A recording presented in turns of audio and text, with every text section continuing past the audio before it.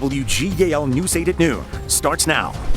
And good afternoon, everyone. I'm Brian Roach. Iran exchanged strikes with Israel and launched a new wave of attacks on energy sites across the Gulf today. Israeli Prime Minister Benjamin Netanyahu pledged no new attacks on a key Iranian gas field, but Tehran vowed the war will go on. NBC's Matt Bradley has this update from Tel Aviv.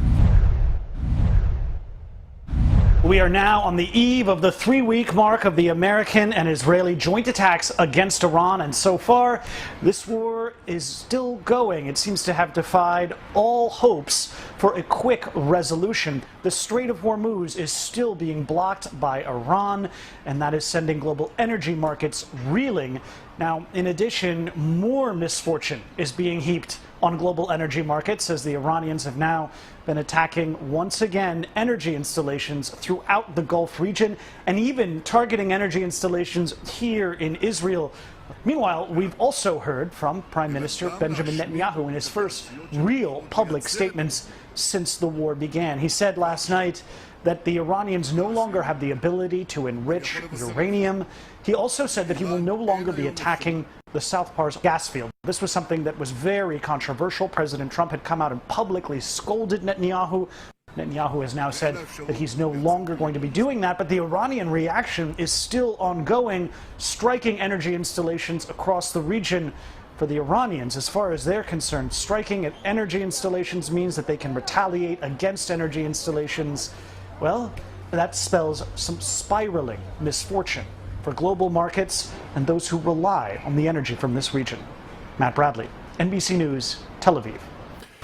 And here at home, gas prices, of course, are rising. The state average for a gallon of regular went up overnight by 6 cents, now to $3.88 on average. Mifflin, Perry, and Lancaster counties are above the state average at $3.89 or $3.90 a gallon, respectively.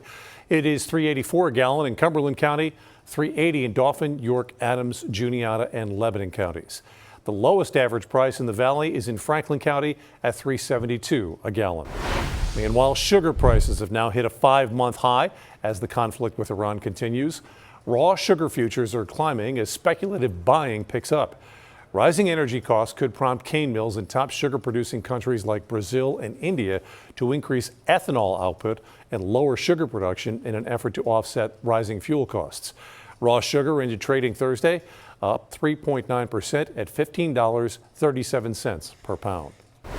Lancaster Township police say they are looking for a man they say broke into multiple homes and assaulted people. Police say William McCardle broke a window on someone's front door on South President Avenue on Monday. McCardle unlocked the door, entered, and strangled someone inside. He then left and broke into a different house. Police say there he tried to kill a person in the second home unless that person left. A warrant has now been issued for McCardle, charging him with burglary, robbery, terroristic threats, and strangulation. In York County, the state is ordering the K Salvage yard to shut down following a fire that led to runoff in the Doris Creek. News 8's Gabrielle Thomas has more on this from Spring Garden Township. After the fire caused oil to spill into Cadorus Creek, the DEP says not only did K Salvage break laws meant to protect people, but also the environment, and now they're ordering them to shut down. The DEP's new order requires J&K to stop accepting waste and clean up what's already on site. It is also requesting weekly updates and a clearer safety plan to prevent a repeat of the fire and runoff that polluted nearby waterways. Now, in a separate filing, the DEP says owners, including Harry Dara III, still haven't complied with the 2021 court order. Now, the agency is asking a judge to issue a bench warrant, which could land Dara in the York County Jail for 45 days. We attempted to reach out to K Salvage yesterday for a response to this matter. Take a listen. Hi, this is Sarah with WGAL. I wanted to The DEP is also seeking a $40,000 civil penalty plus $250 per day until the issue is resolved. Reporting here in Spring Garden Township, I'm Gabrielle Thomas, WGAL News 8. Looking live now across the Susquehanna Valley using our Skycam network, it looks like the first day of spring out there. As a matter of fact, it is. Does it feel like the first day of spring? Meteorologist Ethan Houston. Certainly does. In fact, feels a little bit warmer than typically what we have on the first day of spring. But we did have the equinox. Spring began at 10:46 this morning. That's when the sun's direct rays are right over the equator. But we do have lots of sunshine outside right now. You can see the shadows of the passing cars there on the Lincoln Square over Gettysburg. In Gettysburg, you are mild, already up to 63 degrees. It's 59 in Lancaster, 56 at this hour at Harrisburg, as the observation point sits right there along the cooler Susquehanna. We do have a line of showers and thunderstorms moving in from southern Canada that's crossing over Lake Erie. This line will start working its way into the valley as we get closer to the evening rush hour. So the clouds will come first. Temperatures will peak in the low to mid 60s. Notice by 4 o'clock, our northwestern communities start to see the rain. It's most likely closer to dinner time near sunset for the major cities of the valley. Still some showers in our eastern communities at 8 o'clock, and then we're drying back out as we get closer to midnight. So the window of opportunity for these showers looks best between 4 o'clock and midnight. Could also see some isolated thunderstorms. Not looking for the threat for severe weather through the day today. Most of the weekend ahead looks like it is going to be dry. We'll talk about when we could see some showers again coming up in just a few minutes. Next Monday night, council leaders in Gettysburg are set to appoint the next mayor for the borough. This comes after the resignation and charges filed against the former mayor, Chad Allen Carr. Carr is now out on bail. He's accused of engaging in sexual video chats with a teenage boy. The Borough Council President, Matt Moon, is now acting mayor. He says Carr was also the sole member of the board for Gettysburg Pride before he was arrested. A lawyer is now working for free to sort out the logistics for that nonprofit, but Moon says Pride events are moving forward. We have 3 people who have stepped up from the community to reconstitute that board, and we're hoping to have that concluded within a couple weeks.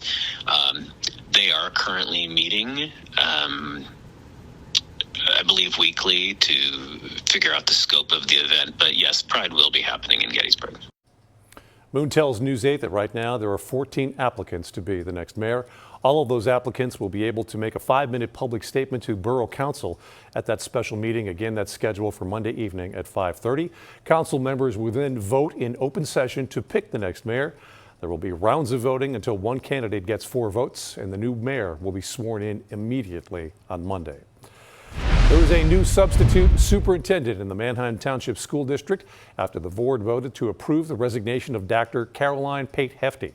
Parents, however, are still questioning what's behind her resignation. I'm concerned as a taxpayer, I'm concerned as a mother, and I'm horrified as a fellow educator. Dr. Pate Hefty's resignation agreement states she is voluntarily resigning for personal reasons. It goes on to state that she'll be on paid leave, receiving her regular salary of $227,000, full health care benefits, and severance payments for personal and vacation days. There is also a clause that states no school board members shall make any disparaging remarks or derogatory statements or allegations about Dr. Pate Hefty. The Pennsylvania Association of School Administrators requests confidentiality language such as this when they represent superintendents in negotiating employment agreements. This is common. I would question that a little bit more when they say it's very common, because it raises a red flag for me. If I saw that, I would wonder why somebody would want that in their contract. Especially when you've had prior experience of having some trouble at her prior school district, which was very easy to find and very well known at the very beginning. Dr. Pate Hefty's resignation agreement officially goes into effect on June 30th. Dr. Martin Hudax will serve as the substitute superintendent. Martial arts grandmaster and action star Chuck Norris has died. He was 86 years old. His roles in Walker, Texas Ranger, and other television shows and movies made him an iconic tough guy, sparking internet parodies and adoration. His family describes his death as a, quote, sudden passing, and says he was surrounded by family at the time. Before becoming a star in movies and TV, Norris was wildly successful in competitive martial arts. We'll have more on his death in the next half hour.